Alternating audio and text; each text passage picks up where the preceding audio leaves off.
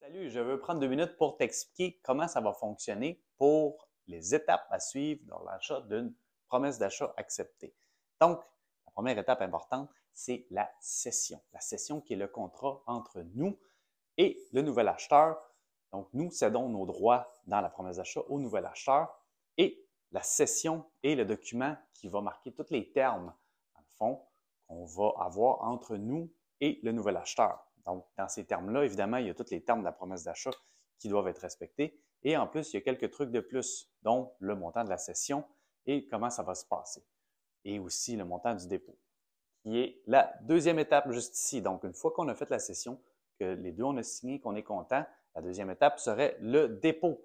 Donc, une fois que tu vas avoir remis ton dépôt, bien, on va pouvoir passer à l'étape numéro 3. Dépôt, c'est assez simple. Chèque, mandat poste, virement, peu importe. La troisième étape, c'est la modification. C'est à ce moment-là que là, on va changer le nom de l'acheteur officiellement. Donc, sur la modification, on va faire une modification à la promesse d'achat. Puis, on va marquer, dans le fond, qu'on change le nom de l'acheteur de Vente Maison Vite à toi, que ce soit ton nom personnel ou que ce soit le nom d'une compagnie. C'est correct, on va changer de notre nom à ton nom. Donc, à ce moment-là, officiellement, ça va devenir à toi tous les droits sur la promesse d'achat. Évidemment, il y a l'étape du financement. Le financement ici, est-ce que tu vas acheter cash? Est-ce que tu vas acheter privé? Ou est-ce que tu vas acheter bancaire? Qui sont trois choses très importantes. Évidemment, si tu achètes comptant, c'est facile. Tu as le montant d'argent au complet de la transaction qu'on va envoyer chez le notaire.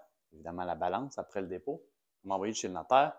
Puis, on envoie les documents. C'est réglé. C'est super facile. Évidemment, ça rend la chose beaucoup plus facile. C'est pour ça qu'on privilégie les gens qui vont acheter comptant. Deuxième chose, deuxième façon, c'est-à-dire privé. Donc, si tu es un prêteur privé, tu pourrais prendre le montant de la transaction au complet, incluant la cession, puis soumettre ça à ton prêteur pour pouvoir financer une partie de la cession. Donc, je te donne un exemple. Si la maison vaut 370 000 plus la cession de 30 000, au total, ça te fait 400 000. Donc, toi, tu pourrais soumettre 400 000, qui est inclus la promesse d'achat acceptée, et la cession ensemble, puis soumettre le 400 000 à ton prêteur privé pour que lui finance 400 000, donc peut-être pas le 400 000 au complet, mais qui se base à partir de 400 000 pour te financer. Avec le privé, c'est possible. Ça dépend des prêteurs privés. Si tu as besoin d'aide, tu peux toujours nous demander, on peut t'en référer. Ensuite, bancaire. Si tu finances bancaire, la partie de la cession ici n'est pas finançable. Donc, c'est important de pouvoir comprendre que la banque, pour que ce soit le plus simple possible, il ne faut pas soumettre les documents de la cession. Très, très important. Quand tu vas envoyer ton dossier à la banque, de soumettre la promesse d'achat, de soumettre le certificat de localisation, les comptes de taxes, la fiche descriptive, évidemment, mais pas la cession. Parce que des fois, ça peut les confondre, puis ça peut compliquer la transaction un peu parce qu'ils ne sont pas habitués à ce genre de transaction-là. Donc, le prêt bancaire ici, si on parle de 370 000, OK, plus la cession de 30 000, ici, on ne peut pas financer la partie de la cession. Donc, on va se financer sur 370 000 ici et on ne finance pas la cession. Donc, notre financement va être basé sur le montant de la promesse d'achat ici. On comprend qu'on peut juste financer le montant de la promesse d'achat. Donc, le montant de la cession, dans le fond, il faut l'avoir comptant.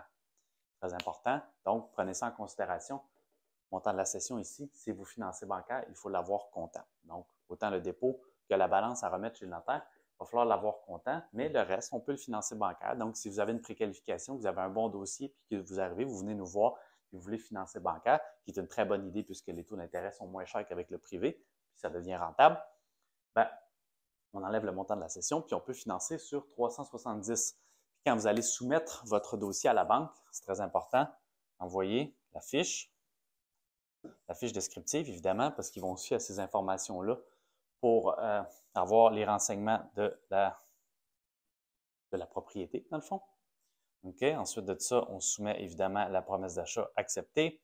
On va soumettre la déclaration du vendeur. On va soumettre le certificat de localisation. On va soumettre les comptes de taxes.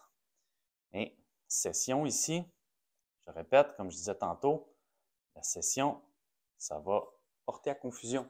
Donc, faites attention, ne pas soumettre le dossier de cession au notaire, au courtier qui va financer ou directement à la banque, peu importe c'est qui va s'occuper de votre dossier de financement.